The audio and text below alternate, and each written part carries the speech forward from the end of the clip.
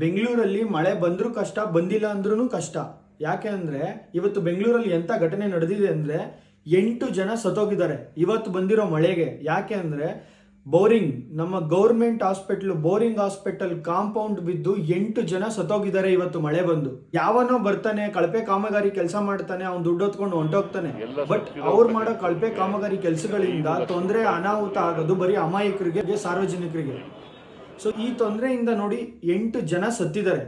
ಆ ಕಾಂಟ್ರಾಕ್ಟ್ರು ಡೂಪ್ಲೆಕ್ಸೋ 3ಪ್ಲೆಕ್ಸೋ ಗಟ್ಮುಟ್ಟಾಗಿ ಮನೆ ಕಟ್ಕೊಂಡು ಬೆಚ್ಚಗಿರ್ತಾನೆ. ಆದ್ರೆ ಅವ್ನು ಮಾಡಿರೋ ಕೆಲಸದಿಂದ ಸಾಯ್ತಾ ಇರೋರು ಅಮಾಯಕರು. ನೋಡಿ 8 ಜನ ಸತ್ತಿರೋದು, ಅವ್ರ ಫ್ಯಾಮಿಲಿಗೆ ಗತಿ ಯಾರು? ಅವ್ರ ಜೀವಕ್ಕೆ ಬೆಲೆನೇ ಇಲ್ವಾ? ಈ ಥರದ್ ನೋಡಿದ್ಮೇಲಾದ್ರೂ ಎಲ್ಲರೂ ಎಚ್ಚೆತ್ಕೊಳ್ಳಿ ಆಯ್ತಾ. ಮಳೆ ನೆಂದ್ಬಿಡ್ತೀನಲ್ಲಪ್ಪ ಅಂದ್ಬಿಟ್ಟು ಯಾವುದೋ ಮರದ ಕೆಳಗಡೆ ನಿಂತ್ಕೊಳ್ಳೋದು, ಕಾಂಪೌಂಡ್ ಪಕ್ಕ ನಿಂತ್ಕೊಳ್ಳೋದು, ಹಳೆ ಬಿಲ್ಡಿಂಗ್ ಪಕ್ಕ ನಿಂತ್ಕೊಳ್ಳೋದು, ಇಲ್ಲ ಲೈಟ್ ಕಂಬದ ಕೆಳಗಡೆ ನಿಂತ್ಕೊಳ್ಳೋದು ಅಂತ ಕೆಲಸ ಮಾಡಲೇಬೇಡಿ. ಏನ್ ನೆಂದ್ರೆ ಸ್ವಲ್ಪ ನೆಂದ್ಬಿಡ್ತೀರಾ, ಹುಷಾರಾಗಿ ಮನೆಗೆ ಹೋಗಿ ರೀಚ್ ಆಗಿ. ಇವತ್ತು ಹುಷಾರಿಲ್ಲ ಅಂದ್ರೆ ನಾಳೆ ಮಾತ್ರೆ ತಗೋಬಹುದು. ನೀವೇ ಇಲ್ಲ ಅಂದ್ರೆ ನಿಮ್ ಜೀವನೇ ಇಲ್ಲ ಅಂದ್ರೆ ನಿಮ್ ಜೀವಕ್ಕೆ ಬೆಲೆ ಇಲ್ವಾ? ನಿಮ್ ಫ್ಯಾಮಿಲಿಗೆ ನೀವು ಹೊಣೆ ಯಾರು? ಸೊ ಈ ಥರದ್ನೆಲ್ಲ ಅರ್ಥ ಮಾಡ್ಕೊಳ್ಳಿ. ಈ ವಿಡಿಯೋನ ಆದಷ್ಟು ಶೇರ್ ಮಾಡಿ. ನಿಮ್ಗಳ ಜೀವನಕ್ಕೆ ಯಾರು ಹೊಣೆ ಆಗಲ್ಲ, ಯಾರು ಜವಾಬ್ದಾರಿ ತಗೊಳ್ಳಲ್ಲ. ನಿಮ್ ಜೀವನ, ನಿಮ್ ಜೀವ ಎರಡಕ್ಕೂ ನೀವೇ ಜವಾಬ್ದಾರಿ.